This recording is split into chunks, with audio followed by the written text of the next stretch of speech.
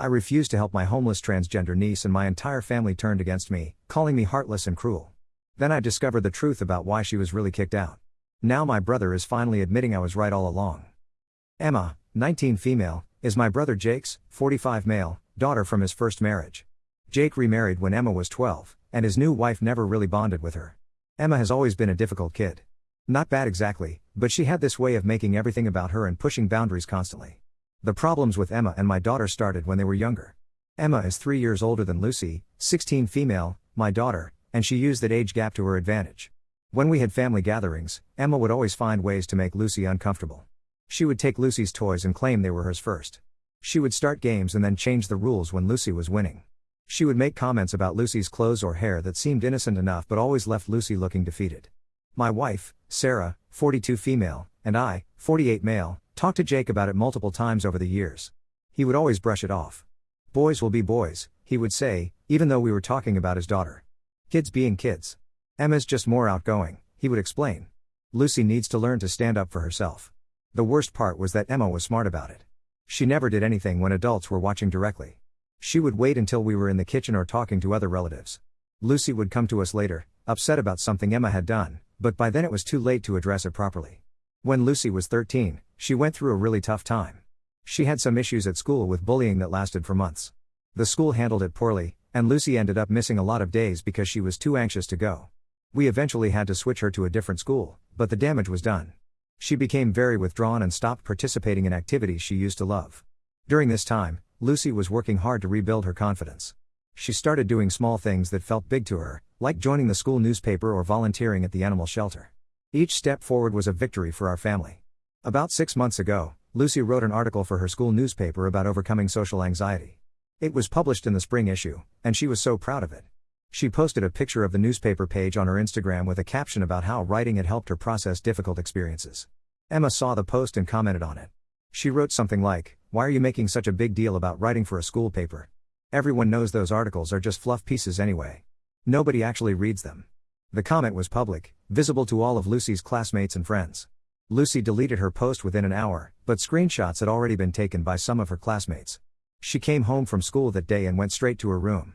She didn't come down for dinner. I called Jake that evening. I told him what had happened and asked him to talk to Emma about it. I explained that Lucy had been working hard to put herself out there again, and Emma's comment had undone weeks of progress.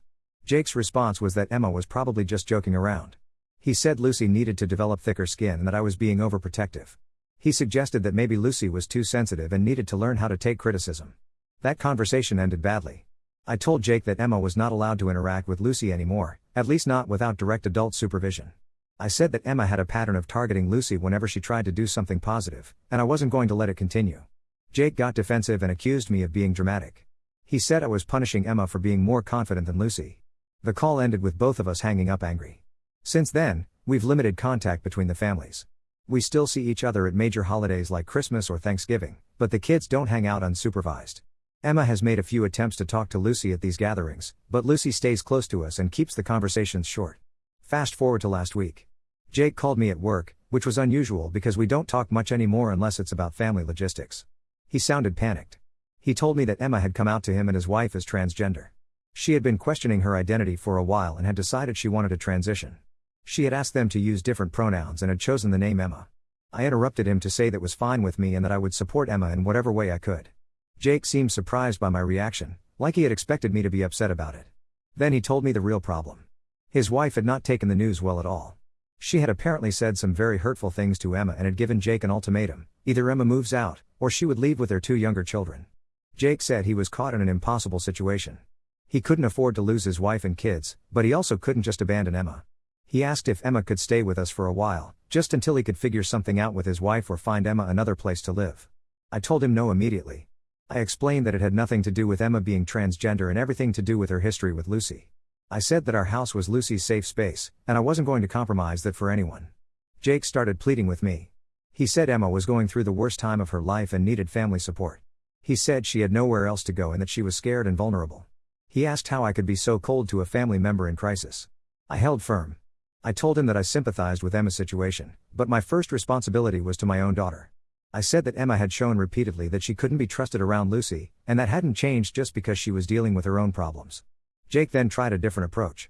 He said that maybe this experience would help Emma grow as a person. He suggested that going through discrimination herself might make her more empathetic to others.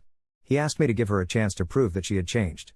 I told him that I wasn't willing to use Lucy as a test case for Emma's character development. I said that if Emma had really changed, she could prove it in other ways and with other people, but not at Lucy's expense. The conversation went on for another 20 minutes. Jake kept pushing, and I kept refusing. Finally, he accused me of being heartless and said that Emma would remember this rejection for the rest of her life. He said that when Emma was older and more stable, she would know that I had abandoned her when she needed family the most. After Jake hung up, I talked to Sarah about it. She agreed with my decision completely. She said that while she felt bad for Emma's situation, we couldn't ignore years of problematic behavior just because Emma was now facing her own crisis. I also talked to Lucy about it, without giving her all the details about why Emma needed a place to stay. I just asked her how she would feel if Emma came to live with us for a while. Lucy's face went pale, and she asked if that was really going to happen. When I told her no, she looked relieved but didn't say much else about it. Within a few hours of my conversation with Jake, my phone started buzzing with messages from other family members. Jake had apparently reached out to our parents, our sister Katie, 41F, and a few cousins to tell them about Emma's situation and my refusal to help. The messages were all variations of the same theme. How could I turn my back on a family member in need? Emma was just a kid going through a hard time. This was bigger than whatever petty issues I had with her in the past. I was being selfish and cruel. My mother called me directly. She said she understood that Emma had been difficult in the past, but this was different. This was about Emma's safety and well-being. She said that family was supposed to stick together during the hardest times, and that I was failing that test. I tried to explain to my mother about Emma's pattern of behavior toward Lucy, but she cut me off. She said that was in the past and that Emma deserved a fresh start. She said that maybe having Emma in our house would actually be good for both girls, that they could work through their differences and become closer. The pressure from my family continued for the next few days. Katie called me and said that she would take Emma herself, but she was in the middle of a divorce and her living situation was unstable. She said I was the obvious choice because I had the space and the resources to help.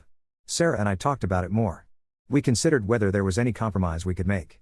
Sarah suggested that maybe we could pay for Emma to stay in a hotel or short-term rental until Jake sorted things out with his wife. That way we would be helping without bringing Emma into our home. I called Jake back and offered this solution. I said we could cover the cost of a hotel room or extended stay place for up to a month while he figured out a more permanent arrangement. I told him it wasn't about the money, it was about maintaining boundaries that protected Lucy. Jake rejected the offer immediately. He said Emma needed to be with family, not isolated in some hotel room. He said she needed emotional support and guidance during this transition, not just a place to sleep. He accused me of trying to buy my way out of actually helping. I told Jake that this was the best I could do, and that it was more than fair given the circumstances. I said that if he wouldn't accept this compromise, then Emma would have to find somewhere else to stay. Jake hung up on me again. Within an hour, I had more angry messages from family members. Now they were saying that my hotel offer proved I had the means to help but was choosing not to out of spite. They said I was using money to avoid doing the right thing. The whole situation has been eating at me for a week now. I keep getting calls and messages from family members telling me I'm wrong. Some of them have said they're disappointed in me and that they thought I was a better person than this. But every time I think about giving in, I look at Lucy. She's been doing so well lately. She's made new friends at school, she's been writing more, and she seems generally happier. I can't bear the thought of disrupting that progress, especially for someone who has consistently targeted her in the past. I also can't shake the feeling that Emma's current crisis doesn't erase her past behavior. Being transgender and facing rejection from family is terrible, and I genuinely sympathize with that struggle. But it doesn't automatically make her a different person when it comes to how she treats others. So I'm asking for outside perspective. Am I being unreasonably harsh? Should I reconsider my position for the sake of family unity? Or am I right to prioritize my daughter's well-being over helping my niece? Update 1. I wanted to update everyone on what's been happening since my original post. The situation has gotten more complicated, and I'm honestly not sure what to think anymore. First, thank you to everyone who commented on my original post. Reading your responses helped me feel more confident that I made the right decision for Lucy. The overwhelming consensus was that I was protecting my daughter appropriately, and that Emma's current crisis didn't erase her past behavior. For the first week after my post, things continued as they had been. Jake kept calling and texting, trying different angles to convince me to change my mind. He sent me articles about transgender youth suicide rates and homelessness statistics. He forwarded me messages that Emma had written about feeling abandoned by her family. He even had our mother call me again to apply more pressure. I held firm on my decision. I told Jake that my hotel offer was still on the table, but that Emma was not welcome in our house. I stopped responding to most of his messages because they were becoming repetitive and manipulative. During this time, Lucy seemed to be doing well. She didn't ask many questions about why family members were calling so much, and I tried to shield her from most of the drama. She was busy with school and her extracurricular activities, so she didn't seem to notice the tension. Then, about 10 days ago, something unexpected happened. I got a call from Derek, 43M, Jake's brother-in-law. Derek is married to Jake's wife's sister, so he's connected to our family situation but not directly involved in the day-to-day drama. Derek asked if he could meet me for coffee to talk about Emma's situation. He said he had some information that I might find interesting, and that he thought I deserved to know the full story before making any final decisions. I was curious enough to agree to meet him. We met at a coffee shop near my office during my lunch break. Derek seemed nervous and kept looking around like he was worried about being overheard. He started by saying that he felt bad about getting involved in family business, but that he couldn't stay quiet anymore. He said that Jake's version of events wasn't entirely accurate, and that I was being manipulated. According to Derek, Emma's transition wasn't the real reason she had been kicked out of Jake's house. He said that Jake's wife, Michelle, 38F, had actually been very supportive when Emma first came out. Michelle had even offered to help Emma shop for new clothes and had researched local support groups for transgender teens. The real problem, Derek explained, was Emma's behavior at home. Over the past few months, Emma had become increasingly difficult to live with. She had been caught stealing money from Michelle's purse multiple times. She had been staying out all night without permission and lying about where she was going. She had gotten into screaming matches with Michelle's two younger children, who are 8 and 10 years old. The final straw, according to Derek, happened about a month ago. Emma had been babysitting her younger siblings while Jake and Michelle went out for their anniversary dinner. When they came home, they found that Emma had invited several friends over without permission. The friends had been drinking alcohol that they had taken from Jake's liquor cabinet, and the house was trashed. One of Emma's friends had apparently gotten sick and vomited all over Michelle's antique rug, which had belonged to her grandmother. Another friend had broken a window in the living room while horsing around. When Jake and Michelle confronted Emma about it, she blamed her friends and said it wasn't her fault. Derek said that Jake and Michelle had tried to ground Emma and take away her privileges, but Emma had responded by threatening to call Child Protective Services and claimed that they were abusing her because she was transgender. She said she would tell authorities that they were denying her access to medical care and emotional support because of her gender identity. After that threat, Jake and Michelle felt like they couldn't discipline Emma at all without risking serious consequences. Derek said that Emma seemed to realize she had this power over them and started using it to get away with increasingly bad behavior. The situation came to a head 2 weeks ago when Emma stole Michelle's credit card and used it to buy over $500 worth of clothes and makeup online. When Michelle discovered the charges, Emma claimed that she needed these items for her transition and that Michelle was being transphobic by denying her access to gender-affirming purchases. Jake and Michelle told Emma that she couldn't steal to get what she wanted, and that if she needed something, she should ask for it appropriately. Emma's response was to threaten suicide and say that Jake and Michelle were driving her to self-harm by not supporting her transition. Derek said that Jake and Michelle were at their wits' end. They couldn't discipline Emma without her claiming discrimination, but they also couldn't let her continue stealing and manipulating them. Finally, Jake told Emma that she needed to find somewhere else to live until she could commit to following house rules and treating the family with respect. According to Derek, Emma then decided to call other family members and claim that she had been kicked out specifically for being transgender. She apparently calculated that this version of events would generate more sympathy and support than admitting that she had been kicked out for stealing and manipulative behavior. Derek said that Jake went along with Emma's story because he was embarrassed about how out of control the situation had gotten in his house. He also said that Jake genuinely believed that if Emma stayed with other family members, she might improve her behavior away from the tensions at home. I asked Derek why he was telling me all this. He said that he had overheard phone conversations between Jake and Michelle where they discussed their strategy for getting family members to take Emma in. He said that Jake had specifically mentioned that I was the most likely to say yes if he framed it as an LGBTQ+ discrimination issue, because I had always been supportive of social justice causes. Derek also said that he was worried about Emma's younger siblings. He said that they had been walking on eggshells around Emma for months, afraid that anything they said or did might set her off. He thought that Emma moving out was actually the best thing for everyone in the household, but that Jake was too embarrassed to admit the real reasons publicly. After Derek finished his story, I sat in silence for several minutes trying to process everything. On one hand, it made sense. Emma's pattern of manipulative behavior with Lucy was consistent with what Derek was describing at home. On the other hand, I was getting this information secondhand from someone who wasn't directly involved in the daily situations. I asked Derek if he had any proof of what he was telling me. He said that he didn't have documentation, but that he could arrange for me to talk to Michelle directly if I wanted to hear it from her.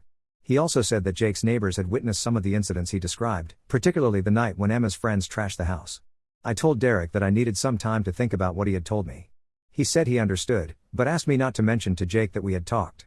He was worried about causing more family drama, and he also didn't want Michelle to get in trouble for sharing private information about Emma.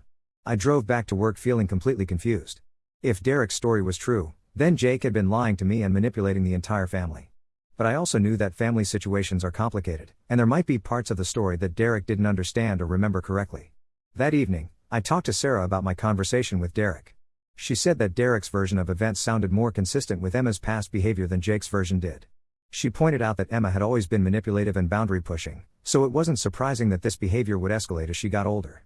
Sarah also said that if Emma was really willing to make false accusations about abuse and discrimination to get what she wanted, then bringing her into our house would be even more dangerous than we had originally thought. She said that Emma could potentially make similar accusations against us if we tried to discipline her or set boundaries. Over the weekend, I found myself watching Lucy more carefully. She seemed happy and relaxed at home. She was working on a short story for a writing contest at school, and she had been excitedly telling us about her progress each day. The thought of potentially disrupting this positive environment became even more troubling. I still haven't decided what to do with the information Derek gave me.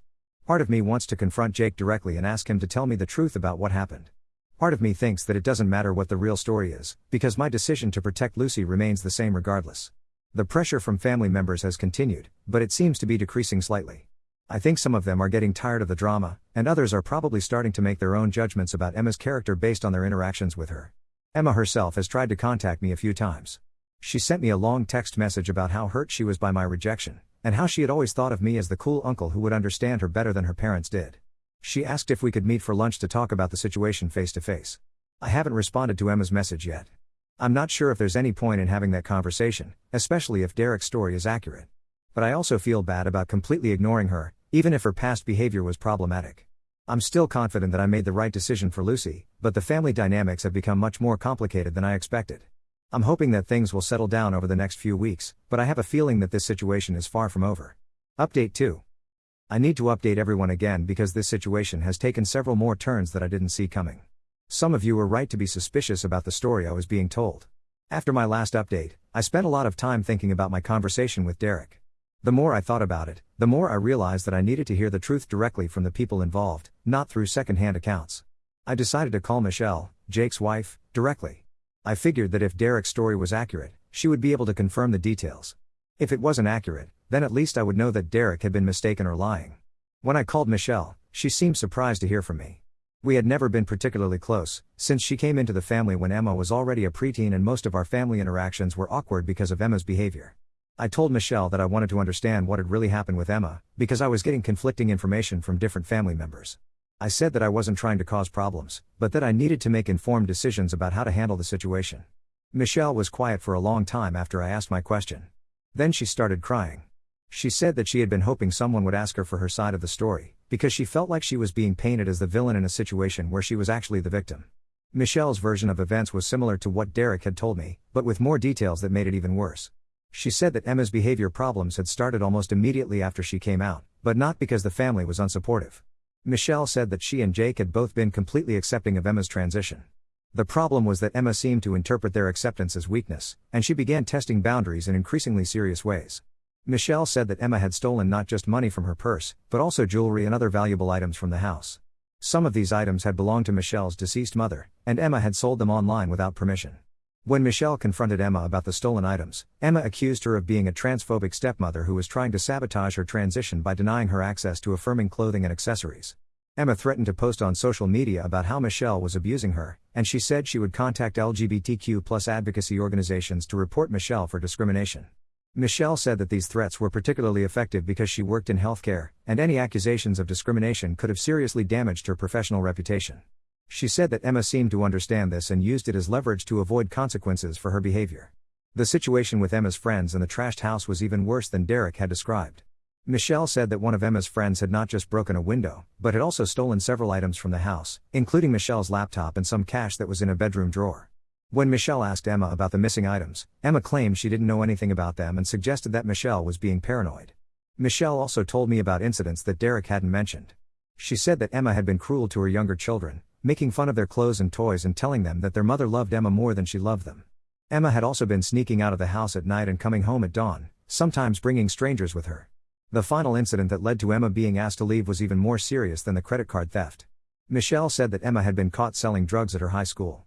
Not using drugs, but actually dealing them to other students. The school had called Jake and Michelle in for a meeting and had threatened to expel Emma if it happened again. When Jake and Michelle confronted Emma about the drug dealing, she denied it completely and said that the school was targeting her because she was transgender. She threatened to sue the school for discrimination and said that Jake and Michelle were betraying her by believing the school's lies.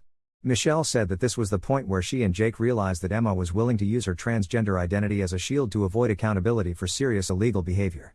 They told Emma that she needed to find somewhere else to live until she was ready to take responsibility for her actions and stop manipulating them. After Michelle finished telling me her story, I asked her why Jake had lied to me about what happened. She said that Jake was embarrassed and worried about how the family would react if they knew the full truth. He was also concerned that people would blame him and Michelle for Emma's behavior problems, and he didn't want to deal with that judgment. Michelle said that Jake had convinced himself that if Emma stayed with other family members for a while, she might improve her behavior and eventually be able to come home. He thought that framing the situation as discrimination would generate more sympathy and make family members more willing to help.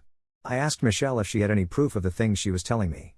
She said that she had saved text messages from Emma that contained some of the threats, and that she also had documentation from the school about the drug dealing incident. She offered to show me these materials if I wanted to see them. I told Michelle that I believed her story, especially since it was consistent with Emma's past behavior toward Lucy. I also told her that I was sorry she had been going through this situation without support from the rest of the family. Michelle thanked me for listening to her side of the story. She said that she felt guilty about Emma being homeless, but that she also couldn't continue living in fear of false accusations and manipulative behavior. She said that her younger children deserve to feel safe in their own home. After my conversation with Michelle, I felt like I had a much clearer picture of what was really happening. But I also felt angry that Jake had lied to me and manipulated the entire family to cover up Emma's serious behavior problems. I decided that I needed to confront Jake directly. I called him and told him that I had spoken to Michelle and Derek, and that I knew the real reason Emma had been asked to leave their house. Jake was silent for a long time when I said this. Then he started trying to justify his lie. He said that he hadn't technically lied, because Emma's transgender identity was part of the overall situation. He said that Michelle had been less supportive than she was claiming, and that Emma's behavior problems were a result of the stress she was experiencing from family rejection. I told Jake that I didn't believe him, and that Michelle's story was much more consistent with Emma's past behavior than his version was. I said that if Emma was really dealing drugs and stealing from family members, then her being homeless was a natural consequence of her own actions, not something that the rest of the family was responsible for fixing. Jake got defensive and accused me of being unsympathetic to Emma's struggles as a transgender teenager. He said that even if Emma had made some mistakes, she was still a family member who deserved support during a difficult time in her life. I told Jake that Emma's transgender identity didn't excuse illegal behavior or give her permission to manipulate and threaten family members. I said that if he had been honest with me from the beginning, I might have been able to help in some way, but that his lies had made the situation much worse. Jake then admitted that he had been desperate and hadn't known what else to do. He said that Emma's behavior had been getting progressively worse for months, and that he and Michelle were afraid of what she might do next. He said that he had hoped that living with other family members might give Emma a fresh start and help her realize that her behavior was unacceptable. I told Jake that Emma's problems were not going to be solved by moving her from house to house until she found family members who were willing to enable her behavior. I said that Emma needed professional help and real consequences for her actions, not just a change of address.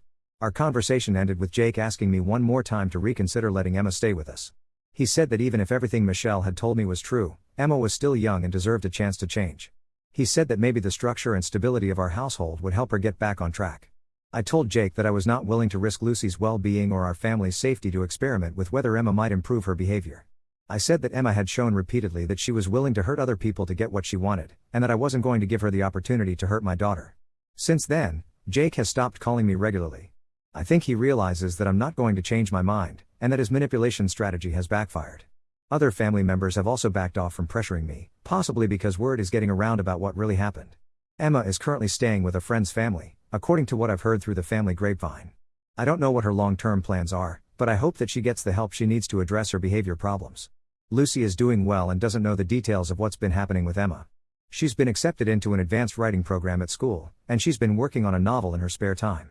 I'm proud of how much she's grown over the past year, and I'm glad that I was able to protect the progress she's made. I still feel bad about Emma's situation, but I'm confident that I made the right decision for my family. The experience has also taught me to be more skeptical when family members try to manipulate me with emotional appeals, especially when the story doesn't match up with past patterns of behavior. Update 3. This will be my final update on this situation. A lot has happened since my last post, and I think it's important to share how everything ultimately played out. About a month after my last update, I started hearing through family members that Emma's living situation with her friend's family had fallen apart. Apparently, Emma had gotten into conflicts with the friend's parents over household rules and had been asked to leave after only a few weeks. Emma then tried staying with our cousin Rachel, 35F, for a while. Rachel had initially been one of the family members pressuring me to take Emma in, so I was curious to see how that arrangement would work out. It lasted less than 2 weeks. Rachel called me personally to apologize for giving me a hard time about my decision. She said that Emma had been disrespectful to her children, had stolen money from her wallet, and had threatened to make false accusations when Rachel tried to set boundaries. Rachel said she finally understood why I had been so firm about not letting Emma stay with us. After the situation with Rachel, several other family members who had been critical of my decision reached out to me with similar apologies. It seemed like Emma was working her way through the family and showing everyone exactly why her parents had asked her to leave in the first place. During this time, I also learned more details about Emma's situation at school. My wife Sarah works in the same school district, and she heard from colleagues that Emma had actually been suspended twice during her senior year for various disciplinary issues. The drug dealing incident that Michelle had mentioned was apparently not an isolated occurrence. Emma was also failing several classes and was at risk of not graduating on time. This information helped explain why Jake and Michelle had been so desperate to find somewhere else for Emma to live. They were probably hoping that a change of environment might help her get her academic situation back on track. About 6 weeks ago, Emma tried a different approach with me. Instead of going through Jake or other family members, she contacted me directly through social media. She sent me a long message saying that she had been thinking about our family conflicts and wanted to apologize for her past behavior toward Lucy. Emma's message said that she realized she had been jealous of Lucy when they were younger, and that she had acted out because she was struggling with her own identity issues.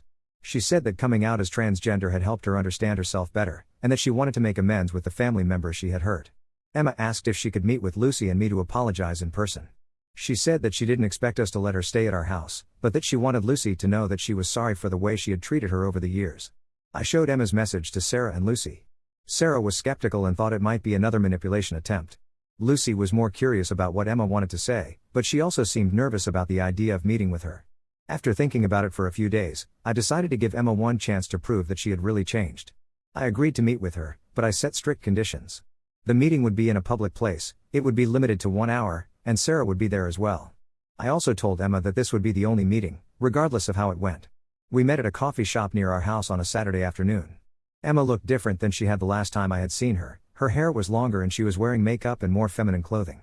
She seemed nervous when she first sat down, which was unusual for her. Emma started by apologizing to me for the conflicts we had had over the years. She said that she realized she had been difficult to deal with and that she understood why I had been protective of Lucy. She also said that she was sorry for the way Jake had lied to me about why she had been asked to leave home.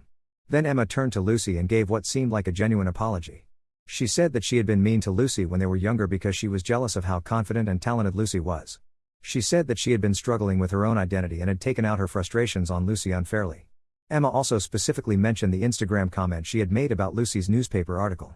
She said that she had been going through a particularly difficult time when she wrote that comment, but that it wasn't an excuse for trying to hurt Lucy's feelings. She said that she was proud of Lucy for pursuing writing and that she regretted trying to undermine her confidence. Lucy listened to Emma's apology politely, but she didn't say much in response.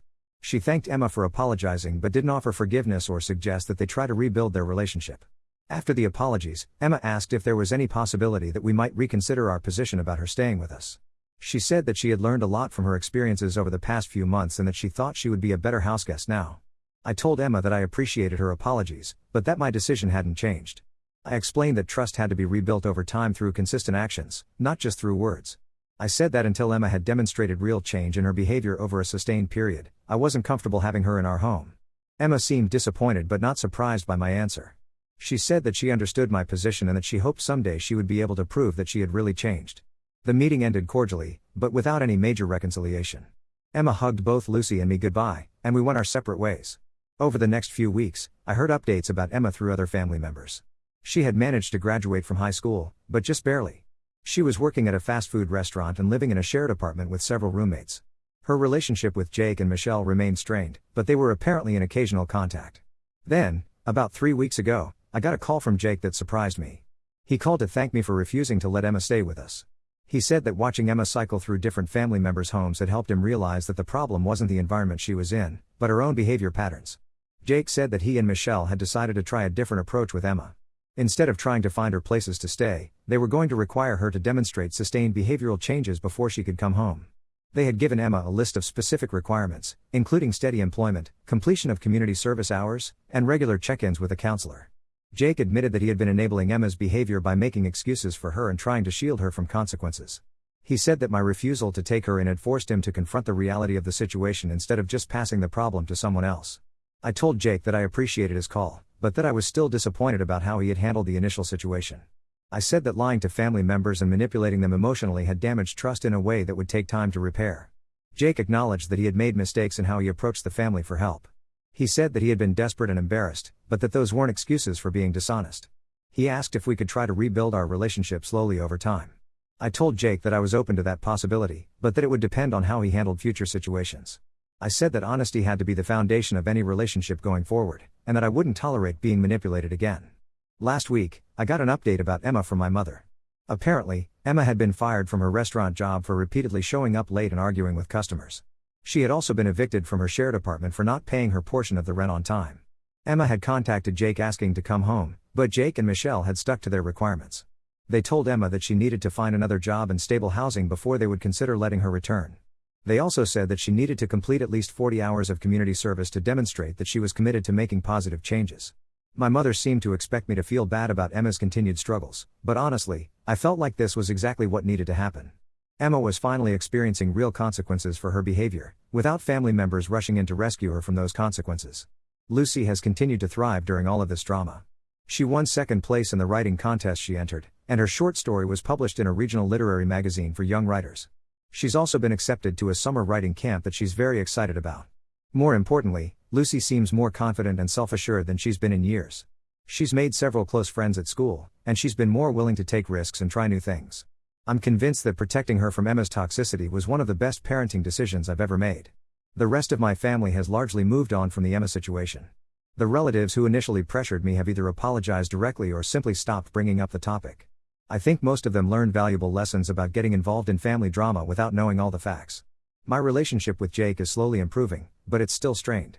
We exchange polite text messages occasionally, and we'll probably see each other at upcoming family holidays.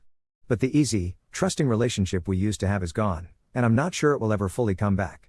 Looking back on this whole experience, I'm glad I trusted my instincts about protecting Lucy. Emma's behavior problems were real and serious, and no amount of family pressure or emotional manipulation should have convinced me to compromise my daughter's safety and well-being. I also learned some important lessons about family loyalty. Real loyalty isn't about automatically supporting family members regardless of their actions. It's about caring enough to hold them accountable when they're hurting themselves and others. Emma is an adult now, and she has to decide for herself whether she wants to make the changes necessary to have healthy relationships with family members. I hope she does, but I'm not going to sacrifice my daughter's well-being to enable Emma's bad choices. As for me and my immediate family, we're doing well. Sarah and I feel closer after navigating this crisis together, and Lucy continues to grow into a confident, talented young woman. Our home remains a peaceful, supportive environment, which is exactly what I was trying to protect when this all started. I won't be posting any more updates about this situation unless something truly dramatic happens. Emma's story is hers to write now, and I'm focused on my own family's future rather than continuing to deal with drama from extended family members who refuse to take responsibility for their actions. Now let's move to the next story. Story 2. While I was taking my mom to cancer treatments, my husband was sleeping with my cousin. I exposed them at the family reunion and now they're both trying to play victim. My entire world shattered into pieces when I found those messages 3 days ago. I am still numb with shock, but I need to get this off my chest before I completely break down. I am 29 and have been married to my husband, 31 male, for 4 years. We lived together with my 5-year-old son from a previous relationship. Everything seemed perfect until my mother was diagnosed with stage 3 breast cancer 6 months ago. Since then, my life has been divided between our home and the hospital.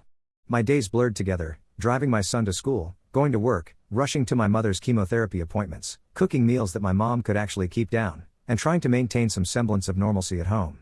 I was exhausted but thought my husband understood the situation. He even told me how much he admired my strength and promised he would support me through this difficult time. What a joke that turned out to be. 3 days ago, I needed to order my mother's medication online. My laptop was dead and my husband was in the shower, so I used his laptop. When I opened the browser, his Facebook Messenger was already logged in. I normally would never snoop, but a message notification popped up from my cousin Emily, 26 female. Something about the preview text made my stomach drop. I clicked on it and felt like someone had punched me in the gut. There were hundreds of messages between them going back months. Intimate messages. Pictures. Plans to meet while I was at chemotherapy appointments with my mom. They had been sleeping together for nearly 4 months, right when my mother's condition worsened and I needed the most support. Emily has always been the golden child in our family. She's outgoing, charismatic, and everyone adores her. I am more reserved and practical. Growing up, she would get all the attention at family gatherings while I faded into the background. As adults, we remained cordial but distant. I never imagined she would betray me like this. The messages made me physically sick. They mocked my dedication to my sick mother. My husband complained about me being too distracted and neglecting our relationship. He whined about how I was always tired and no fun anymore. Emily responded by calling herself the fun one and me the boring one who deserved what was happening. She actually wrote that I was too plain and predictable to keep a man interested. What hurt the most was discovering that my husband had confided his doubts about our marriage to Emily before ever discussing them with me. He told her he wasn't sure if he wanted to be with me anymore weeks ago. All while smiling to my face and pretending everything was fine.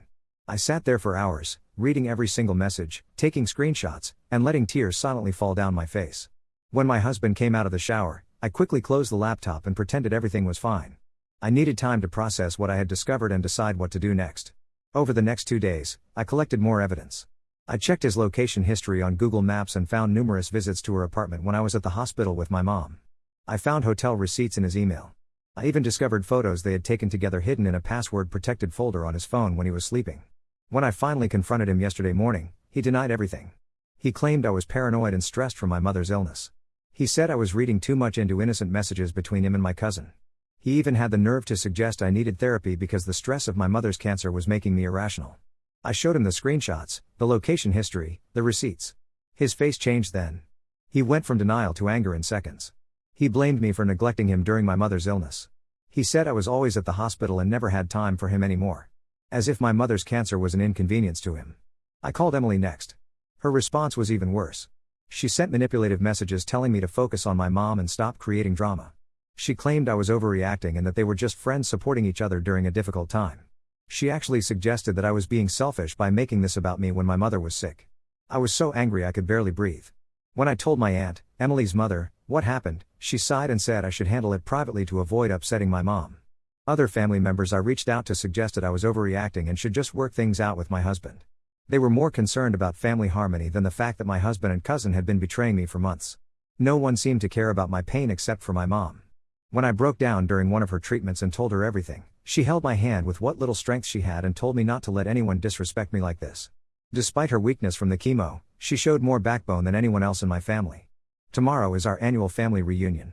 Ironically, we plan to celebrate my mother's positive response to treatment. Everyone will be there, my husband, Emily, all the relatives who told me to keep quiet about the affair. They expect me to smile and pretend everything is fine. I refuse to play that role anymore. I have printed out all the messages, the location histories, the photos. Everything is organized in a folder that tells the complete story of their betrayal. When everyone is gathered tomorrow, I plan to expose it all. I know it will cause chaos. I know some family members will be angry at me for ruining the celebration. But I cannot pretend anymore. My husband thinks I will stay quiet to avoid drama. Emily thinks her golden child status will protect her from consequences. They both think I am too weak, too concerned with keeping the peace to stand up for myself. They have mistaken my kindness for weakness for the last time. I am terrified about what comes next. I worry about how I will support my son and continue to care for my mother while dealing with a divorce. But I cannot live with this secret anymore. The weight of their betrayal is crushing me. I have to speak my truth, even if it burns everything to the ground. Tomorrow, I reclaim my dignity.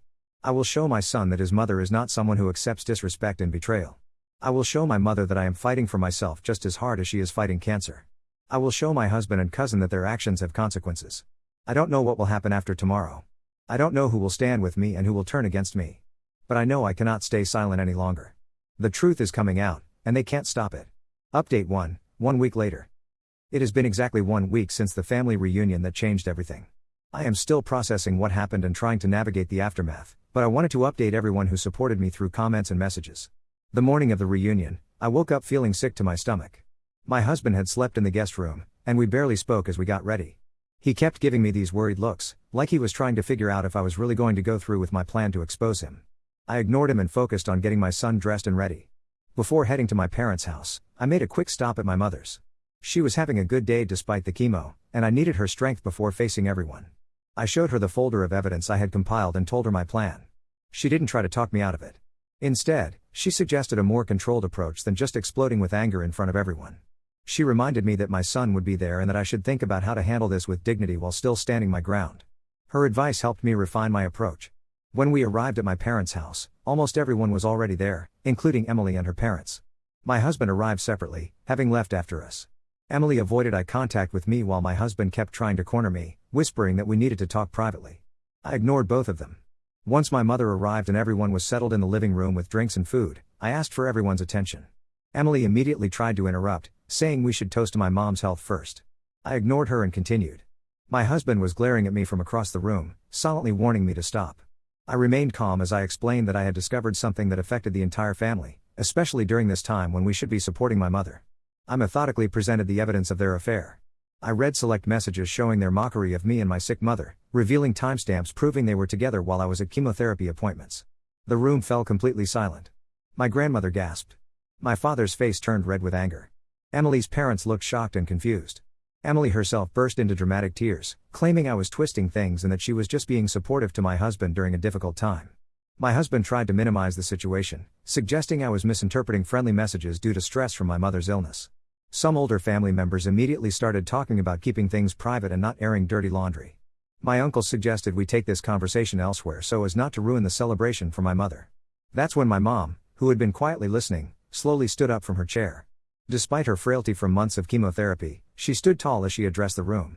She expressed her profound disappointment in both my husband and Emily for their betrayal during our family's most vulnerable time. She said that as a mother fighting for her life, nothing hurt more than seeing her daughter betrayed by the people who should have been supporting her. She looked directly at Emily's parents and said their daughter had broken a sacred trust within the family. The mood in the room shifted instantly. No one could argue with a cancer patient defending her daughter. My husband couldn't take the shame and stormed out, slamming the door behind him. Emily followed shortly after, still sobbing about being misunderstood. The rest of the day was tense but surprisingly supportive. Family members who had initially suggested I keep quiet now approached me to offer help. My aunt offered her vacation home if I needed space away from my husband. My cousin offered to help with childcare when I needed to take my mom to appointments. Even Emily's father came to me and apologized for his daughter's behavior, looking genuinely devastated. When I returned home that evening, my husband had packed some clothes and left. He texted that he was staying at a hotel until I calmed down and could discuss things rationally. Emily sent several messages accusing me of humiliating her and making a spectacle of private matters. She claimed I had always been jealous of her and was using this situation to turn the family against her. The following days have been a whirlwind. My husband has gone from angry texts to pleading messages about working things out. He claims he made a mistake and that Emily pursued him when he was vulnerable. He says I was so focused on my mother that he felt abandoned and made a terrible choice. Not once has he taken full responsibility or shown genuine remorse. It's always about how I drove him to it or how Emily manipulated him. Emily has taken a different approach. She's told mutual friends that I'm emotionally unstable due to my mother's illness and blew an innocent friendship out of proportion. She's even reached out to some family members claiming my husband led her on and she's another victim in this situation. I met with a divorce attorney yesterday. The consultation was sobering. Since we've only been married 4 years and my son isn't biologically his, custody won't be an issue. But financial matters could get complicated, especially since I've reduced my work hours to care for my mother. The attorney advised me to gather all financial documents and prepare for a potentially difficult process. My biggest concern right now is balancing care for my mother and son while dealing with this divorce. My mother needs someone to drive her to treatments and help with daily tasks when the chemo leaves her too weak to function. My son is confused about why daddy isn't home and keeps asking when he's coming back. I haven't told him the full truth yet, just that mommy and daddy need some time apart. Despite everything, I feel a strange sense of relief. The secret is out. The weight of their betrayal is no longer mine to carry alone. I still have moments where I break down crying in the shower or lying in bed at night. But I also have moments of clarity where I know exposing the truth was the right thing to do. My mother's next scan is in 2 weeks. The doctors are cautiously optimistic about her response to treatment. That's what I'm focusing on now, her recovery and creating stability for my son. Everything else, including the divorce and family drama, will have to be dealt with one day at a time. I don't know what happens next. I don't know if my marriage is truly over or if there's anything left to salvage. Right now, I'm not even sure I want to try. What I do know is that I refuse to be disrespected and betrayed by the people who should love me most. I refuse to model for my son that this kind of treatment is acceptable. Tomorrow, I meet with the bank to separate our finances. It's the first concrete step toward whatever comes next. I am terrified and heartbroken, but also determined. I will get through this. Update 2, 1 month later. It has been a month since I exposed my husband and cousin's affair at our family reunion. So much has happened that I barely recognize my life anymore, but I wanted to update everyone who has been supporting me. The situation has grown increasingly complex and painful. My husband has launched a full campaign to salvage his reputation among our friends and some extended family members. He's telling anyone who will listen that I misunderstood the situation due to my emotional fragility while caring for my mother. He portrays himself as a supportive spouse who is merely seeking emotional guidance from Emily during a difficult time in our marriage. What's most infuriating is that some people are actually believing him. 2 couples we've been friends with for years called me to express concern about my mental health and suggested I seek help before making any permanent decisions about my marriage. When I tried to show them the evidence, they said they didn't want to get involved in private matters but were just concerned about me. It became clear they had already decided to believe his version of events. Emily has taken an entirely different approach. After her initial aggressive denial, she's now positioning herself as another victim. She sent a tearful apology to my mother directly, bypassing me entirely. She claimed my husband manipulated her when she was vulnerable after her recent breakup and that she never meant to hurt the family. She even offered to help with my mother's care, a transparent attempt to regain standing in the family. My mother saw right through it and told Emily that while she might forgive her someday, trust was completely broken and she should give our family space to heal. I've never been prouder of my mom than in these moments where, despite fighting cancer, she shows more strength and clarity than I could imagine. More disturbing messages have surfaced in the past weeks. My husband's best friend, who had no idea about the affair, found text messages on his wife's phone revealing that my husband and Emily had been planning weekend trips together while I would be at overnight hospital stays with my mother. They had planned one for next month when my mother is scheduled for a more intensive round of treatment. His friend was so disgusted that he forwarded everything to me and has cut ties with my husband. The family remains divided. My more traditional grandparents and some older aunts and uncles have suggested family healing and reconciliation for the sake of my son. They keep saying that marriages go through difficult periods and that with counseling, we might save our relationship. My younger cousins and siblings are outraged on my behalf, with my brother telling my husband to never contact me again except through lawyers. Speaking of lawyers, I've been meeting regularly with my divorce attorney. We discovered some troubling financial information during the disclosure process. My husband has accumulated nearly $30,000 in credit card debt that I wasn't aware of. He claims it was for household expenses while I reduced my work hours to care for my mother, but the statements show purchases at expensive restaurants, hotels, and jewelry stores during times he was supposedly working late. I'm now concerned about financial stability while caring for both my son and my mother. My husband's behavior has become increasingly unpredictable. He alternates between pleading for reconciliation with tearful promises to change and threatening to fight for partial custody of my son to punish me for the public exposure. Even though he's not the biological father, he's been in my son's life since he was 1 year old, and my attorney warns that he could potentially claim a parental relationship that would complicate matters. My mother's condition remains stable but requires ongoing treatment.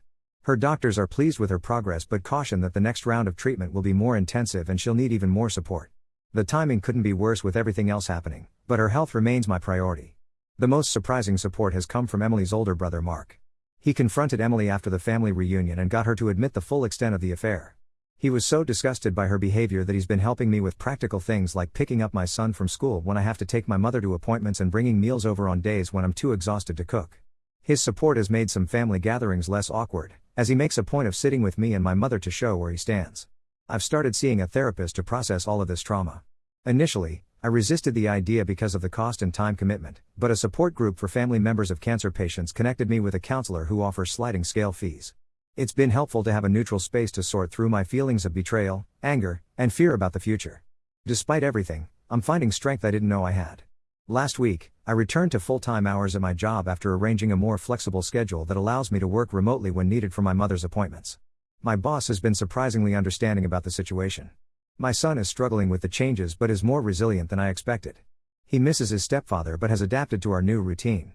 I've been careful about what I say about his stepfather in front of him, focusing on explaining that adults sometimes need to live apart when they can't solve their problems together.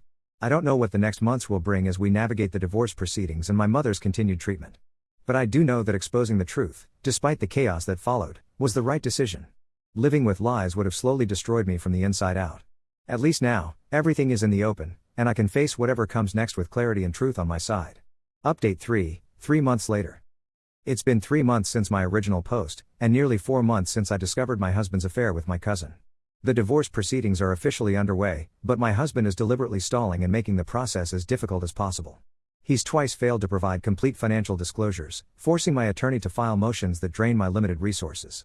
Last month, I discovered he withdrew nearly $15,000 from our joint savings account just 2 days after the family reunion where I exposed the affair.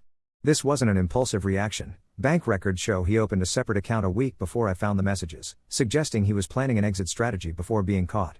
My attorney is fighting to have these funds considered in our settlement, but it's clear he's hiding other assets as well. The family dynamics have shifted dramatically. Emily moved across the country to California 3 weeks ago, supposedly for a job opportunity in marketing. Everyone knows she's running from the family fallout. Despite the distance, she continues regular communication with my husband. My cousin Mark accidentally saw text messages between them when my husband came to pick up some remaining belongings from our house. The messages confirmed their relationship was never truly over, and neither feels genuinely remorseful, they're just angry about being exposed. The most surprising development came when 3 different women reached out to me after hearing about my divorce through mutual friends. All 3 revealed inappropriate advances my husband had made throughout our marriage, everything from suggestive texts to one woman who claimed they had a brief physical encounter at a work conference 2 years ago. I was shocked at first, but as the stories aligned, I realized the affair with Emily was likely not his only betrayal, just the most personal one that finally exposed his true character. My mother completed her scheduled treatment cycle last week, and her scans show promising results. The tumors have shrunk significantly, and her oncologist is cautiously optimistic about her prognosis. This health improvement has been the brightest spot in the ongoing turmoil and has allowed me to focus more on rebuilding my life rather than just surviving each day. I secured a promotion at work that offers better pay and more flexibility for family care. Last month, my mother and I found a smaller but more affordable 3-bedroom apartment closer to her doctor's and my son's school. Moving was bittersweet, packing up 4 years of married life while my son asked confused questions about his toys and bedroom. But once we settled in, the absence of tension has been noticeable. My son even mentioned that everyone seems less angry in our new home. His school performance has improved significantly without the constant undercurrent of stress at home. His teacher recently commented on how much more engaged and happy he seems compared to earlier in the year. He still asks about his stepdad occasionally, but with decreasing frequency as our new routine solidifies. My husband has completely changed tactics in the past few weeks. After his initial anger and blame failed to win sympathy, he's now presenting himself as magnanimous and concerned. He tells mutual friends he'll generously support me and my mother despite my irrational behavior. In reality, he's fighting every financial request in court while publicly playing the role of the wronged but forgiving husband. His latest manipulation attempt happened last week when he showed up uninvited to my son's school science fair. He introduced himself to new teachers as the dedicated father figure who's temporarily living apart from the family due to some misunderstandings. The principal, who knows our situation, discreetly asked him to leave, which led to more angry texts about my poisoning everyone against him. The final straw came 3 days ago when he suggested through a mutual friend that he might be willing to forgive and reconcile if I would publicly acknowledge my overreaction and admit that stress had caused me to misinterpret innocent messages. This transparent attempt to rewrite history only strengthened my resolve to complete the divorce as quickly as possible. While still healing, I found unexpected strength and support. Several family members who witnessed the manipulation firsthand have become staunch allies. My brother and his wife have my son for regular sleepovers to give me breaks. My father, initially quiet about the whole situation, has stepped up to help my mother with household repairs and transportation to follow-up appointments when I can't take off work. I never wanted this path for my life. I never imagined at 29 that I'd be a single mother, caring for a parent with cancer, and navigating a contentious divorce. There are still days when grief hits me unexpectedly, when I find an old photo or when my son says something that reminds me of happier times. But exposing the truth prevented me from living years more in deception, gradually losing my sense of self while being betrayed and mocked by the people who should have loved me most. The journey ahead remains challenging. The divorce will likely drag on for months as my husband continues to stall and hide assets. My mother's health, while improved, requires ongoing monitoring and care. And I'm still learning how to trust again after such a profound betrayal. But for the first time in months, I can envision a future that isn't defined by lies and betrayal.